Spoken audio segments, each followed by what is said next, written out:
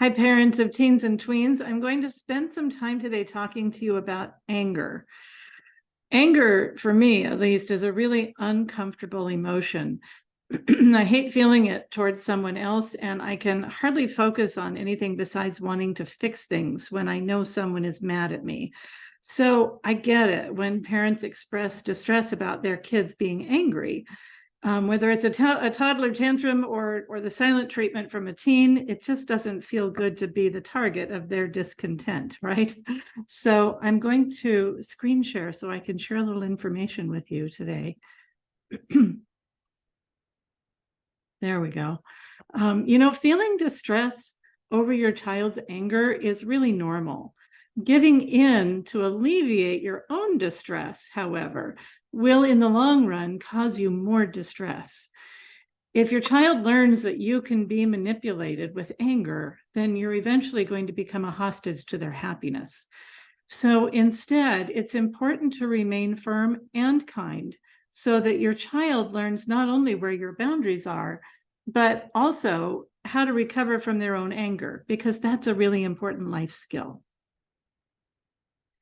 It starts with having a core relationship of love and respect with your child. So when you both know that you love each other, and most of the time that love is expressed through positive connection, then on those occasions when you have to make a decision you don't like or they don't like, they can be angry at you and you can take it.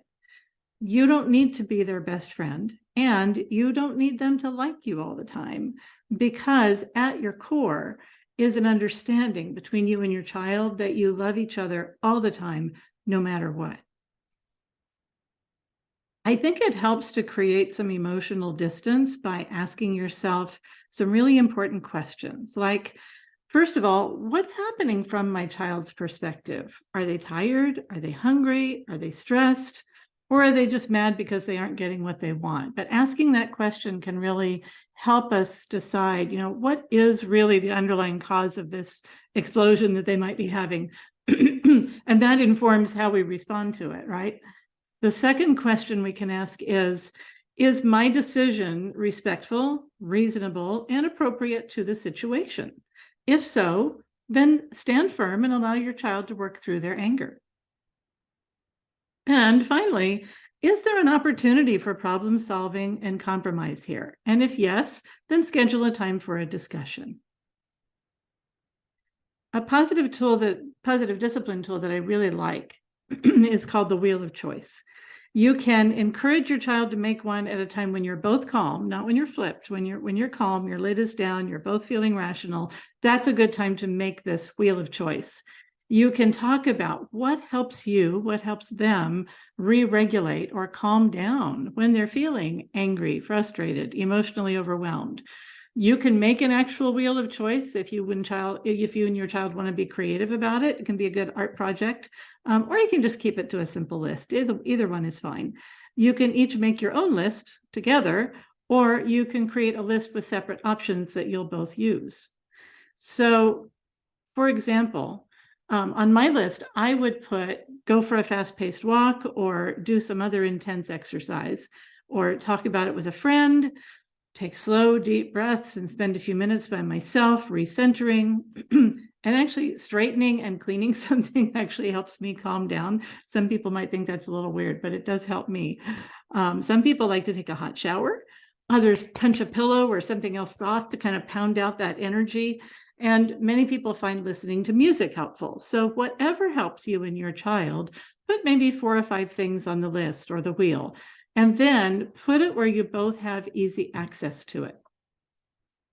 So then when you're having a moment, it helps and it's really a wonderful thing if you can actually give each other permission to notice that one of you is dysregulated. You're losing your temper or you're starting to use a disrespectful tone. That's a good time to get out the list or the wheel and say, it seems like you might be feeling stressed or angry, frustrated, overwhelmed, and use that opportunity to say, hey, what do we need to do here before we move forward? And That's a really powerful thing, to give your teen permission to notice for you when you might be starting to get dysregulated. And if you'll let them do that for you, it's more likely that they'll let you do that for them. So when you're noticing, oh my gosh, we're starting to get dysregulated, you can ask each other, what could we do that would help us calm down so that we can talk about this more calmly? For younger teens and tweens, it may help for you to stay present and coach them through that calming down process, especially if they have a pretty big skill gap in that area. And you can check in with each other and say, do you want to do this yourself, or should we do it together? And then think about the skills that you and your child are practicing when you're in one of these moments and using the wheel of choice, or the list of choices. You're practicing awareness of your own emotional state, awareness of others' emotional state, self-regulation, self-control, respectful two-way communication. Wow, that's a lot of skills to be using and practicing. So I know there are going to be moments when, because not every tool works for every situation, and your child is probably going to have a moment here and there where, they're just really not open to those re-regulation strategies. I don't want to use the wheel. And maybe instead they've decided to try to just badger you into doing what they want you to do. Those are really tough moments. So how do you manage those moments with kindness and firmness while maintaining dignity and respect for yourself and also for your child? Those are the big questions, right? So here are a couple of possible responses. You could say something like, this is not open for discussion. I won't argue with you, and I won't respond if you continue to talk about this. So just calmly go about your business and don't respond until they change the subject. That can be really hard, but just kind of keep it here, and you can do that. Another kind and firm response could be something like, you may accept my answer, or you may give me time to think about it, and then we'll discuss possibilities. Which do you choose? Choice is power. And then try to get back to them within 24 hours so that you're modeling the integrity that you would want from them if you had given them time to stop and think about it for a while.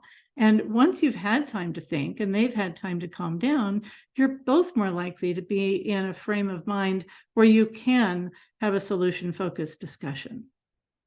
So I think one of the most important things to remember about this is that anger really is a natural, normal emotion. As uncomfortable as it may be sometimes, it's actually pretty helpful because it signals to us that, something doesn't feel right. A value has been violated. Something doesn't feel fair. And we do children a disservice when we manipulate events or allow them to manipulate us to keep them happy all the time. The reality is that kids who can manage unhappy moments are actually more resilient. And as they grow their disappointment muscles, as they grow their self-awareness, as they grow their emotional regulation muscles, I love those. We're building emotional regulation muscles. We're building disappointment muscles. As they do that, they're going to grow their resilience. And we really want our children to be resilient, right? So let me stop sharing so I can see you better. If you'd like to learn more about how positive discipline tools can help you get a greater sense of connection in your family, effective tools for managing tough moments, I offer one-on-one parent coaching. And so no matter where you live, we can do it online. We do it through Zoom. And you can learn more about the coaching experience on my website, evadwight.com. And you're welcome to call me, you're welcome to text me or email me so that we can have a conversation about how I might be able to help you using positive discipline tools. So I look forward to hearing from you, and I hope you have a great day.